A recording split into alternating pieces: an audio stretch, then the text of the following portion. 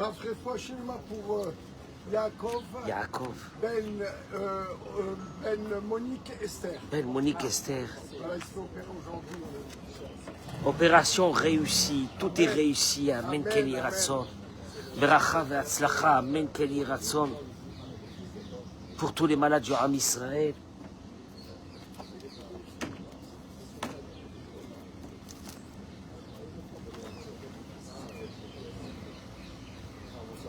Baruch Haba, mon chéri.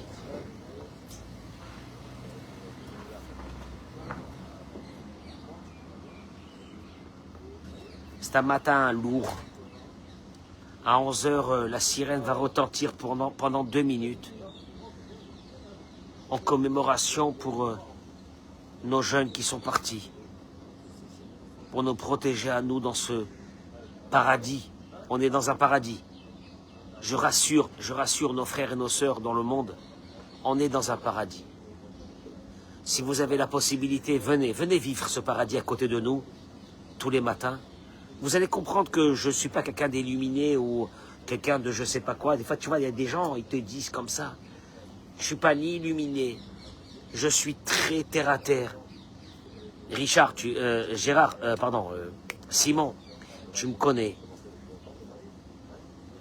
Hier soir, j'étais avec Simon dans une commémoration pour les soldats où on a chanté pendant presque 2 heures.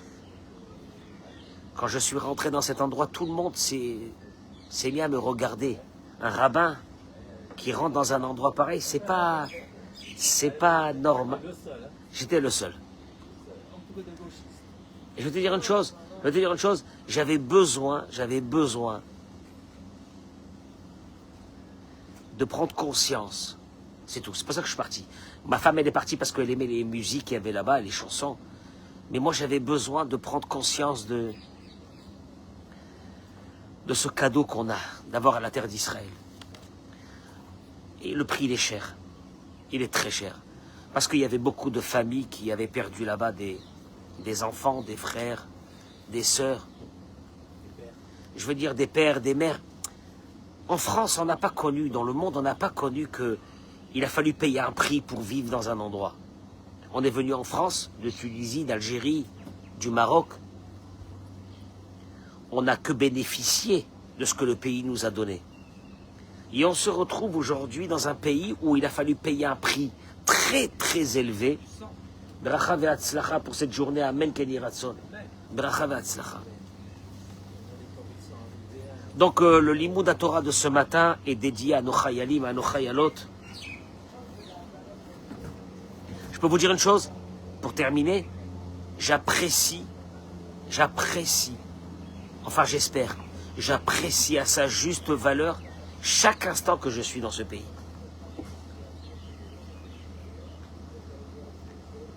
Simon, on aurait pu être aujourd'hui au 19e. J'ai rien contre le 19e, j'ai habité au Lila pendant 25 ans. Olivier, oui. Olivier, tu aurais pu être à Curial. Ouais, mais Olivier, dis-moi Olivier, entre Curial c'est très bien, mais entre Curial et ici, Olivier, ton fils il est arrivé hier, il me dit je rentre faire Mincha, il est rentré hier. C'est un petit Israélien ton fils. C'est plus un Français. C'est peut-être ça vivre en Israël. Toi, tu es Français, mais ton fils, il est de moins en moins Français.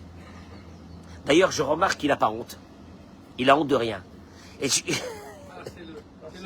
c'est le symbole qu'il est devenu Israélien. Il a honte de rien. Il a honte de rien, son fils. Il est là, il vient, il rentre. Il est venu me faire un petit bisou. Je dis comment ça va? Il me dit je suis venu faire Mincha. Je dis où est ton père? Il m'a dit il est au travail. Et c'est pas beau ça? Il est en Arnoberet Israël, Baruch Hashem. Bracha ve'atzlacha, mesdames et messieurs, écoutez-moi ce cours de Torah de ce matin parce qu'il va être énormissime. Richard, ne regarde pas ta montre. Richard, détends-toi. Ne regarde pas ta montre.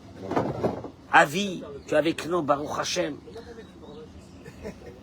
David, je voudrais donner ce matin une prise de conscience.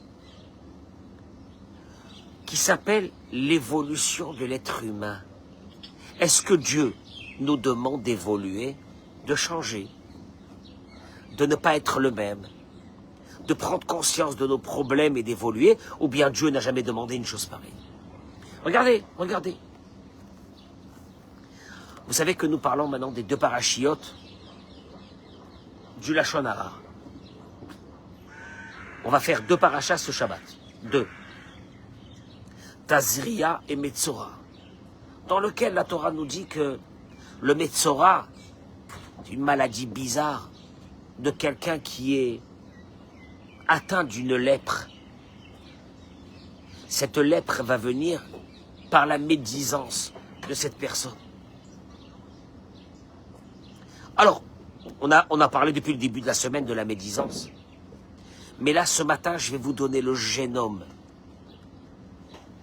de cette médisance qui cause à Dieu un problème énorme. Je vais commencer par une idée. Cette idée, elle a été amenée dans un livre du Rav Neventzal. Le Rav Neventzal est vivant encore aujourd'hui.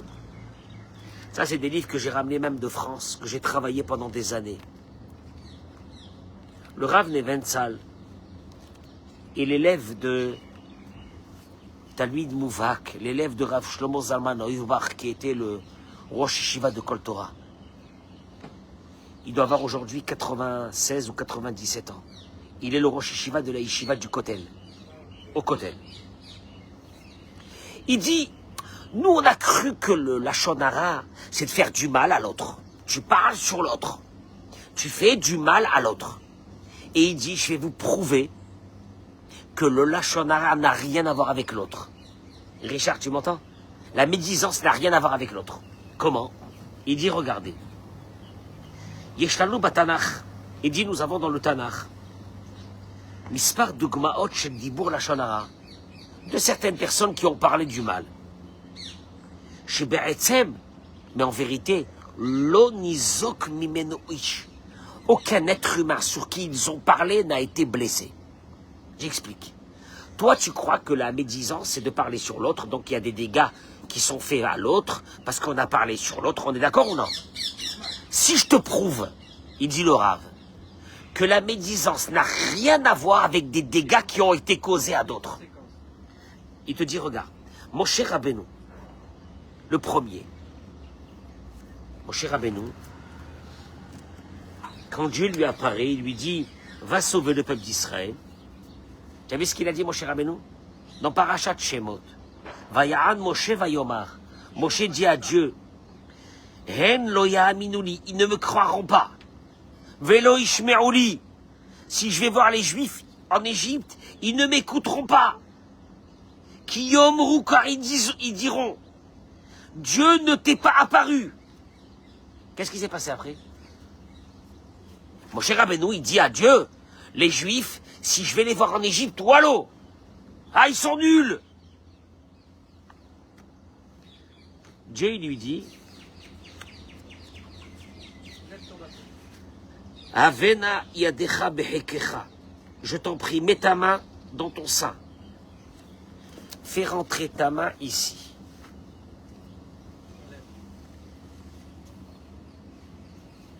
Il mit sa main dans son sein. Vayotzia, il a sorti. Vehine, et voici. Sa main, Metzoraat Kashaleg. Elle était lépreuse, blanche comme la neige. Moshe Rabbeinu a eu la lèpre. Le premier lépreux de la Torah, c'est Moshe Rabbeinu.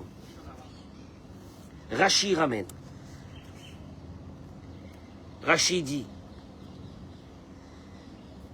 Ramaz, chez la Shonara Siper, Dieu a fait allusion à Moshe qu'il avait raconté de la médisance. Béomro, quand il avait dit, ils ne me croiront pas. Les fichar, c'est pourquoi. Hilkaou, il le frappa. Batsaraat avec la lèpre. Que Moshe likta Myriam, comme Myriam fut plus tard frappée à cause de la médisance. J'arrête ici. Moshe Rabbeinu parle à Dieu. Et il lui dit à Dieu, les bénis Israël ne vont pas m'écouter. Qu'est-ce qu'il lui dit Dieu? Fais rentrer ta main. Il a fait rentrer sa main, il a fait sortir. Alors il dit le Rav Neventzal une chose. On a retrouvé ça aussi sur le prophète Eliaou. Le prophète Eliaou, beaucoup plus tard, va dire à Dieu, les bénis Israël sont méchants, ils sont mauvais. Il va être puni. Le prophète Isaïe va parler contre le peuple d'Israël à Dieu. Il va être puni. Et il dit, pose-toi une vraie question. Est-ce que vraiment les paroles de Moïse ont causé un dégât sur le peuple d'Israël? Et il dit, je te réponds de façon claire et nette, non. Pourquoi non? Parce qu'il dit une chose extraordinaire.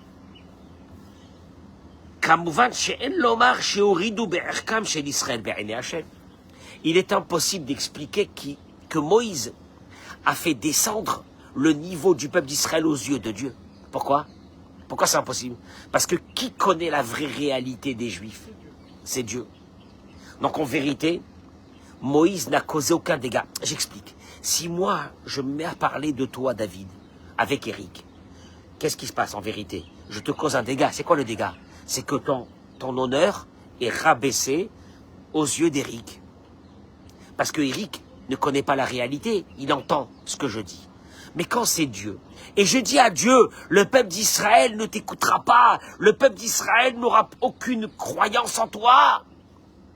Qui connaît vraiment la réalité du peuple d'Israël? C'est Dieu. Donc en vérité, si le peuple d'Israël croit en Dieu, les paroles de Moshe n'ont servi à rien. Ils n'ont qu'un incident collatéral. Et là, il arrive à une idée, le Rav. Et il dit que, tu sais pourquoi ils ont été punis? Toutes ces personnes qui ont parlé du mal devant Dieu. Alors que devant Dieu, ça ne change rien à la réalité des personnes sur qui tu parles, puisque Dieu connaît la réalité de ces personnes. Il termine le Rav et il dit, Amedaber lashon hara pogea kodem kol be'atzmo. Celui qui parle du lashon hara, en vérité, il s'est frappé lui-même, il s'est dégradé lui-même, il a perdu, et là il dit, Pogea be'atzmo kodem, betzelem ha'elokim shebo. Il est en train d'atteindre l'image de Dieu qui porte en lui. Chaque être humain, quand il naît, il a une image de Dieu en lui. Simon, je te regarde, il y a l'image d'Hachem qui est en toi, à travers ce que tu as fait dans ta vie, à travers tout ce que tu as passé dans ta vie. Il y a l'image de Dieu en toi. Tu t'es battu pour garder l'image de Dieu en toi. Parce que le travail d'un être humain, c'est d'avoir une image de Dieu en lui. Celui qui parle du lashon hara, de la médisance, il détruit cette image de Dieu qui est en lui. Maintenant, moi je me suis posé une question pendant des années. Pourquoi? Pourquoi? Pourquoi? Ok, je parle du mal sur les autres. En plus, en vérité, ce que je peux parler sur les autres, en quoi cela dégrade mon image de Dieu? En vérité, Dieu, il est en train de te dire, écoute-moi bien, tu sais pourquoi cette personne va être rejetée à l'extérieur du camp? Même quelqu'un qui a touché un mort, il n'est pas rejeté comme cette personne. Tu sais pourquoi il est rejeté? Il est rejeté. Après que la lèpre qu'il y a sur son corps aura disparu, il pourra rentrer dans le camp, mais il restera en dehors de sa maison. Après, il y a toute une réhabilitation terrible qui sera faite. Combien de sacrifices il devra amener? Tu sais, David, qu'avant de se purifier, on va le raser complètement. Même si c'était un grand rabbin avec une grande barbe, on va le raser. Cheveux, cils et sourcils.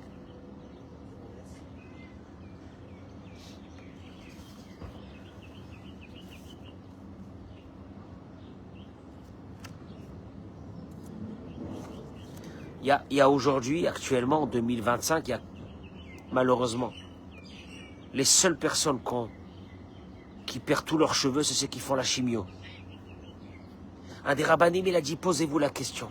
Est-ce que c'est pas à cause de la faute? C'est pas eux qui ont fauté, mais est-ce que c'est pas à cause d'une faute ambiante que nous tous on parle du lashon hara normalement, comme si que c'est normal, la médisance.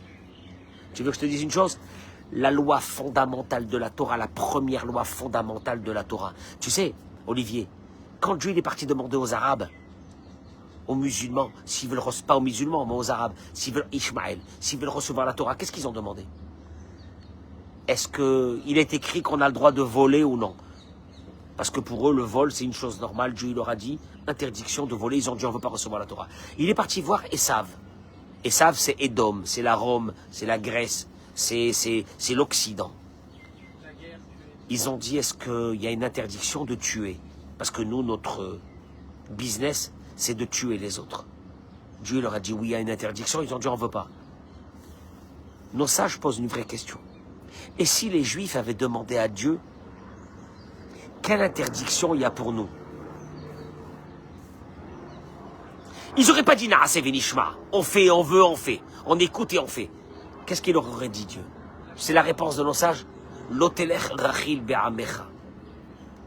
Ferme ta bouche. C'est dur. Ferme ta bouche. Maintenant, moi je vous pose une vraie question. Olivier. Si le Rav Neventzal te ramène d'une constatation que le Lachon Hara, la médisance, c'est pas de faire du mal à l'autre. La médisance, c'est d'abord de détruire l'image de Dieu qui est en toi. Comment tu comprends ça? Je voudrais que tu palpes cette idée.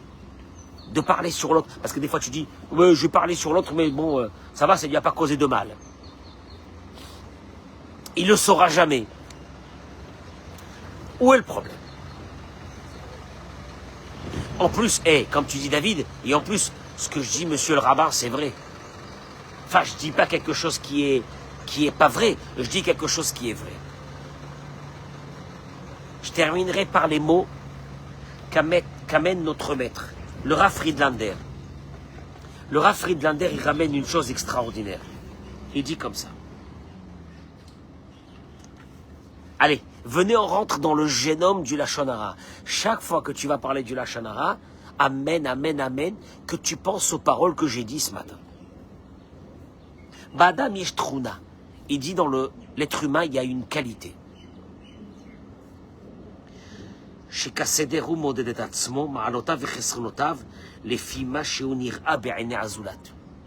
David, comment est-ce qu'on s'apprécie soi-même? C'est à travers les autres. En vérité, si tu avais personne autour de toi, Richard, qu'est-ce que tu fais? Tu vis comme tu vis, tu t'en fiches. Tout ce que tu as instauré dans ta vie, c'est à travers qui? À travers le regard des autres.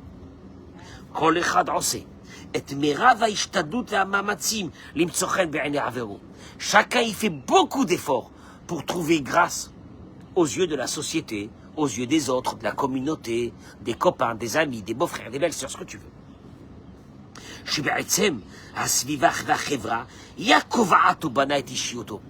Quand est-ce qu'une personne se sent qu'elle a réussi dans sa vie? C'est quand elle est adulée par ceux qui sont autour d'elle. Si une personne n'est pas adulée parce qu'il n'y a personne autour d'elle, elle ne sait pas si elle a réussi ou pas réussi. Tu m'entends ou non? Tu as des gens, des abrutis, ils ont de l'argent. Ils sont adulés. Mais c'est des abrutis finis, mais ils sont adulés. Pour eux, être adulé par les autres, c'est quoi? C'est la réussite. On appelle ça aujourd'hui la réussite sociale. Et, Simon, que tu manges à la maison un steak, ou que tu manges un morceau de baguette, personne ne le saura. La réussite sociale, c'est par rapport à comment les gens autour de toi te perçoivent. Écoutez-moi bien ce que je suis en train de dire. C'est fondamental. Il te dit que chez Nimtsaïm Ben Chevra, quand on se trouve dans une société, Kol Tnoua, chaque geste, Kol Itnahagout, chaque façon de se conduire, Kol Dibour, chaque parole, Nimdad, il est pesé, ou Mekouvan Beyod'im ou Beloyod'im Ve'ech Zeirae Be'en Azulat. Chaque chose qu'on fait, peut-être même dans le subconscient, on espère qu'avec ce qu'on va faire, nous aurons un retour de ceux qui sont autour de nous. Oui, c'est la vérité. Non? Richard, non? C'est humain. C'est humain. Tu t'habilles le matin, dans ton subconscient, tu te dis comment je vais être vu par les autres. Rabbeinu Moshe Chaim Lutzato, il ramène, il dit, si un être humain vivait dans un désert, il aurait eu besoin qu'un petit toit pour être protégé des intempéries, un morceau de pain, il aurait été heureux. En vérité, tu sais pourquoi on n'est pas heureux? Le regard des autres, il va nous tuer. On n'est pas parti à Pessah. Je ne sais pas si tu te rends compte, on est resté. Tous nos amis sont partis. Ils sont revenus bronzés. Olivier, et t'as ta femme qui te dit, et nous, pourquoi on n'y va pas? Mais non, Olivier, en vérité, c'est même pas un besoin d'y aller. Même pas un besoin d'y aller. Il y a beaucoup de gens qui préfèrent rester chez eux, faire leur petit seder, avec leurs femmes et leurs enfants, raconter l'histoire de Pessah, être tranquille, peinard. Ah, vas-y, la galère, les avions. Il y a eu des avions qui ont été bloqués en Grèce pour revenir en Israël pendant 24 heures. Des gens qui sont restés 12 heures dans des avions. Quelle souffrance! Quelle souffrance! Méma, faut y aller! Pourquoi il faut y aller? Qu'est-ce qu'ils vont dire les autres? Mais qu'est-ce qu'ils vont dire les autres? Tu te rends compte, ça fait combien de temps qu'on n'est pas parti? Non, moi, je suis pas contre, Olivier, je suis pas contre des vacances. Ah, je suis pas contre d'aller se faire un petit kiff à l'hôtel, Simon. Mais de vivre à travers le regard des autres, il est inconcevable pour moi que tout le monde s'en va à Pessah et que moi, je reste là. Esclave. Il y a un qui m'a dit, mais Rav, vous comprenez pas? Je peux pas rentrer chez Zara. C'est pas pour moi. Si tous mes habits ne sont pas de marque, c'est impossible. Maintenant, je t'explique. Si tu étais seul, dans un désert, hein, le kiff, tu vas habiter... Simon, viens, on va habiter dans un moshav. Dans un petit coin. Simon, petite maison. Eh, Simon, petite piscine pour se faire un petit kiff.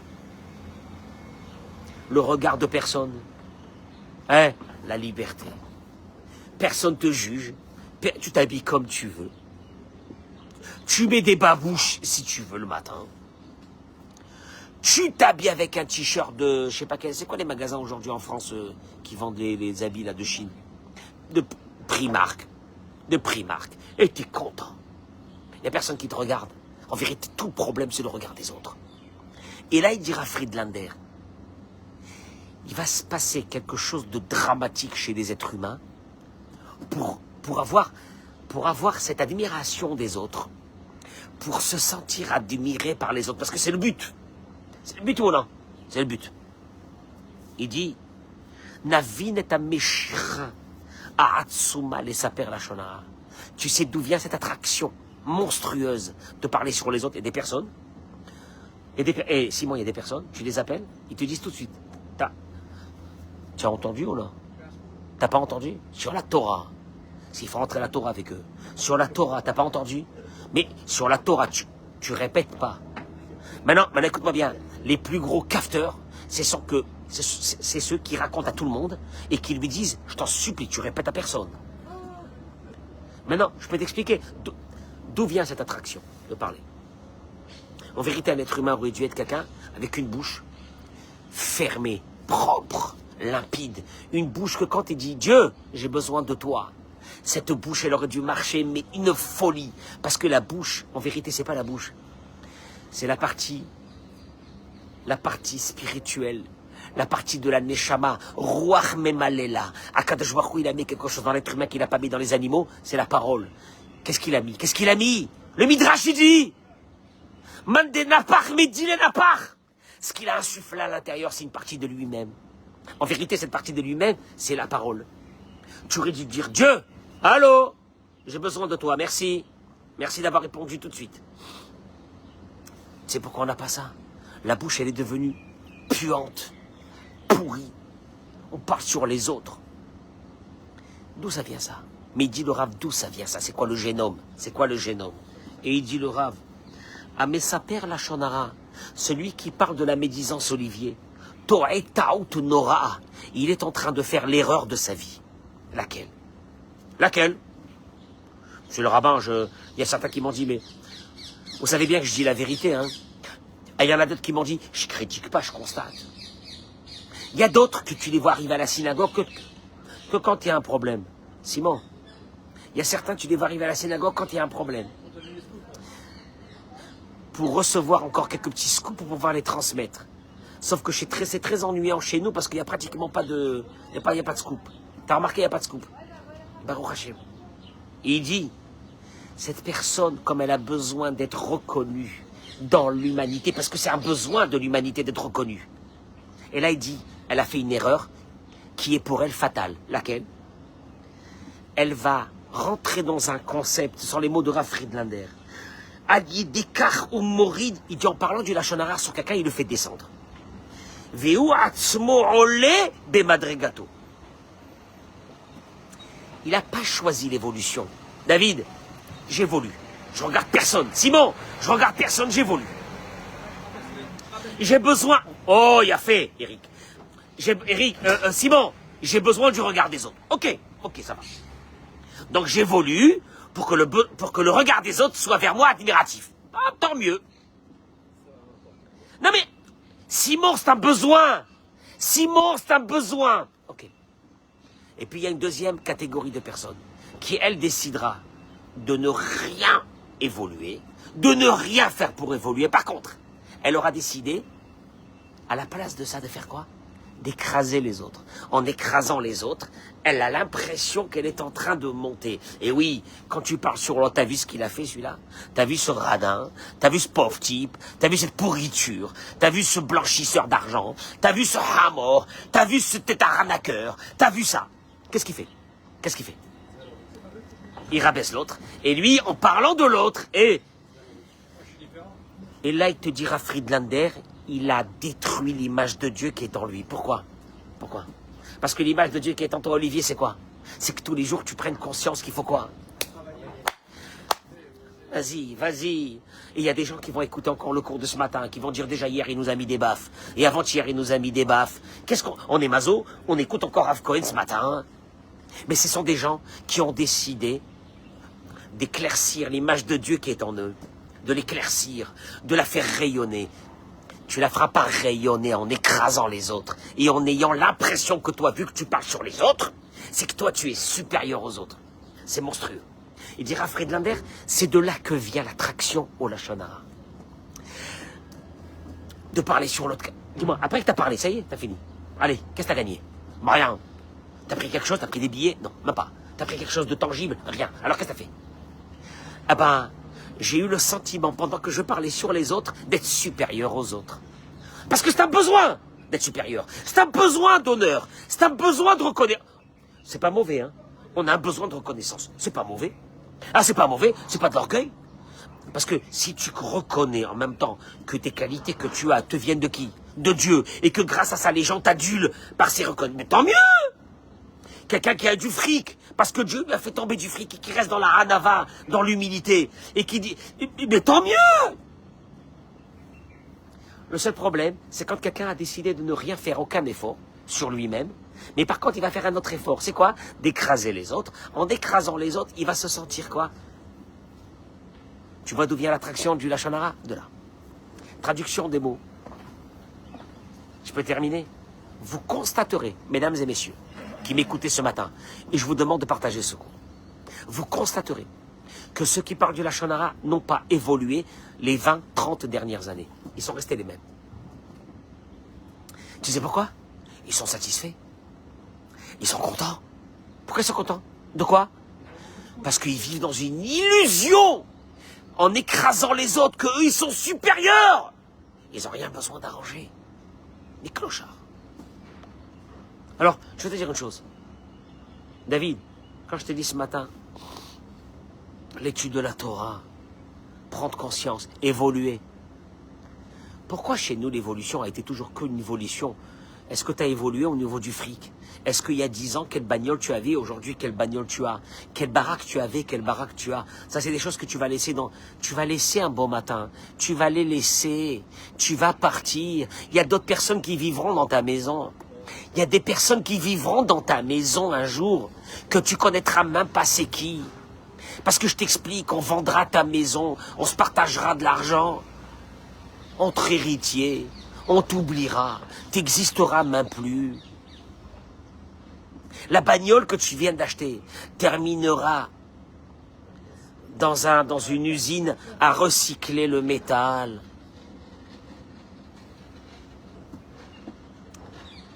Ton passage dans ce monde aura servi à quoi? Il te dira, Beno Moshe Chaim Lutzato, à une seule chose. Est-ce que ton âme, tu l'auras travaillé? C'est douloureux, c'est douloureux, c'est douloureux. Tu l'auras travaillé, c'est douloureux. Je viens d'un monde je viens de comme ça, je viens de parents comme ça, je viens pas du même milieu, c'est dur pour moi. Ben viens habiter à côté ici, et viens t'asseoir ici avec Olivier, tous les matins. Olivier, honnêtement, dans cette matinée aussi, Olivier, tu sens pas que tu as évolué, même dans ta façon de vivre, tu sens pas que tu as évolué ici?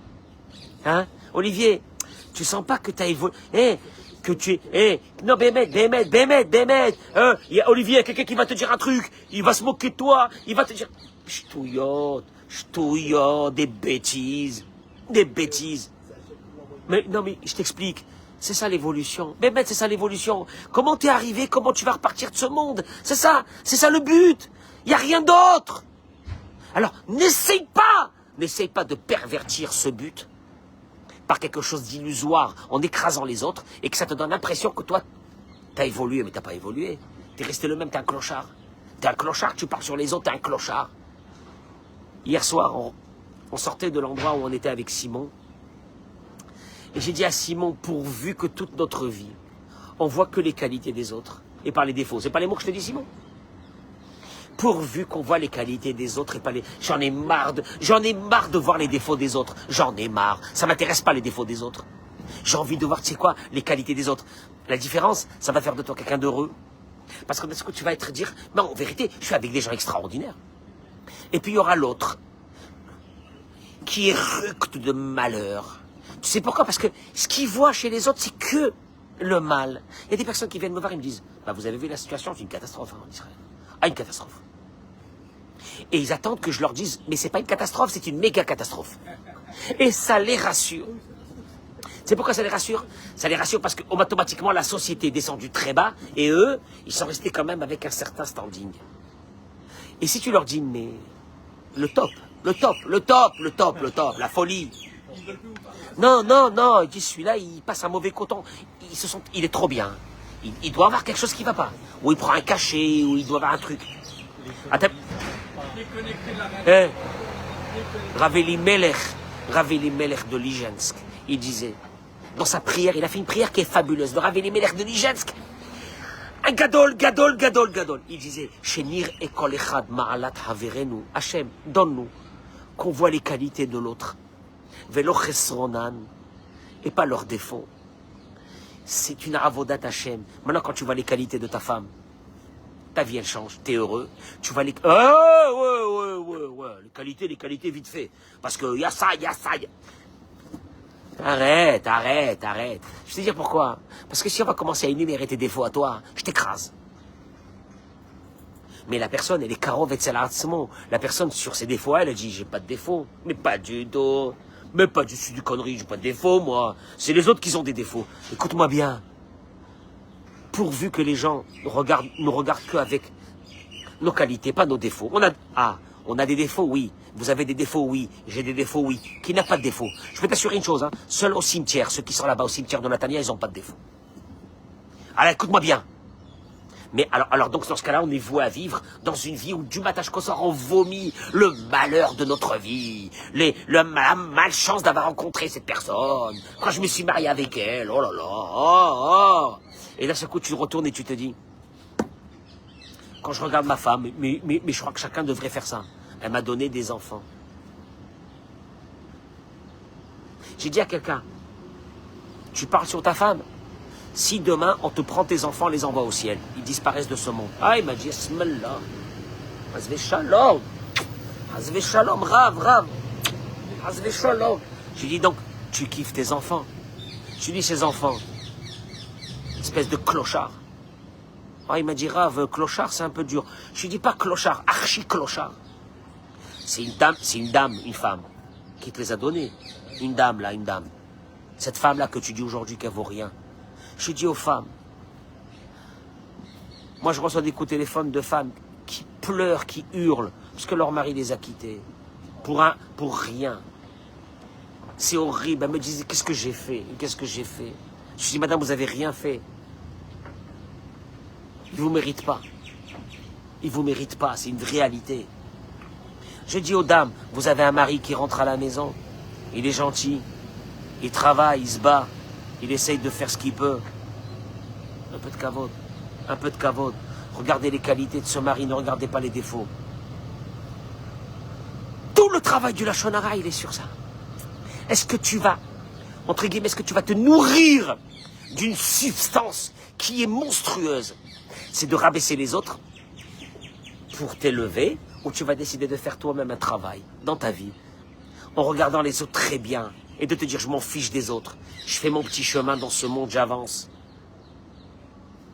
Je vous souhaite une bonne journée. Bracha, tzlacha.